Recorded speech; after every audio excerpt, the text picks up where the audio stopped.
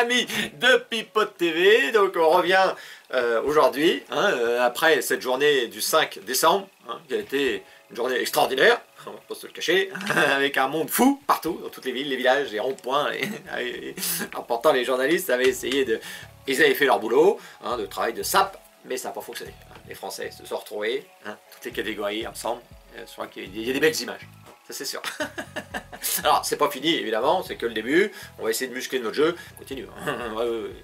La vidéo, le thème, c'est la différence qu'il y a entre un journaliste et un journaleux. Et je vais vous la donner. La différence, donc il y a le journaliste. Ça, le journaliste, c'est quelqu'un qui a une déontologie, qui est impartial, qui fait du travail de journalisme, qui donne des informations. Voilà. Il y a le journaliste de terrain. Il y a toutes sortes de journalistes. C'est un beau métier. Il y en a de moins en moins, ça on va pas se le cacher. Il n'y a pratiquement plus. Donc, mais il y a surtout le journaleux. Alors, le journaleux, il travaille surtout à la télé. Alors oui, une grosse partie sont sur BFM, CNews, LCI, tout ça. Alors là, voilà. Là il y a un nid. À mon avis, ils doivent se reproduire entre eux, c'est obligé. Alors on sait qu'ils se reproduisent avec les hommes politiques, ça on le savait. Et à mon avis, ils doivent se reproduire aussi entre eux. C'est obligé. Donc il y en a autant. Là. Alors, le journaleux, je ne sais pas ce que ça veut dire. Mais je vais quand même vous l'expliquer quand même, en images. Voilà. Donc il y en avait un, voilà, c'est hier, c'est Pascal Praud, le joueur du mouvement extraordinaire, avec son petit acolyte, Gérard Leclerc.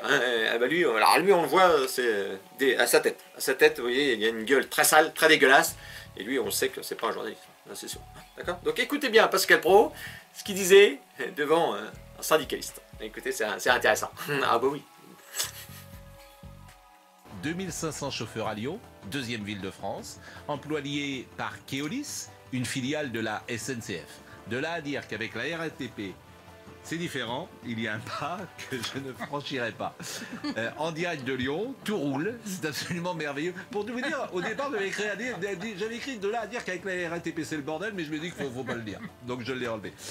Bonjour Fabien Villedieu, vous êtes délégué syndical Sudrail. Bonjour. Vous allez bien? Très moins depuis. Moins depuis que... Non, depuis quelques secondes. Vous avez légèrement refroidi l'ambiance. Je me suis permis de dire qu'à Lyon, tout va bien.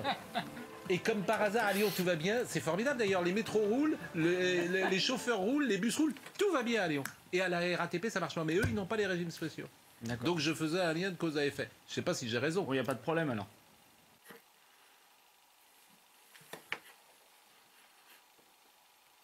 Ben voilà. Vous avez vu? En image.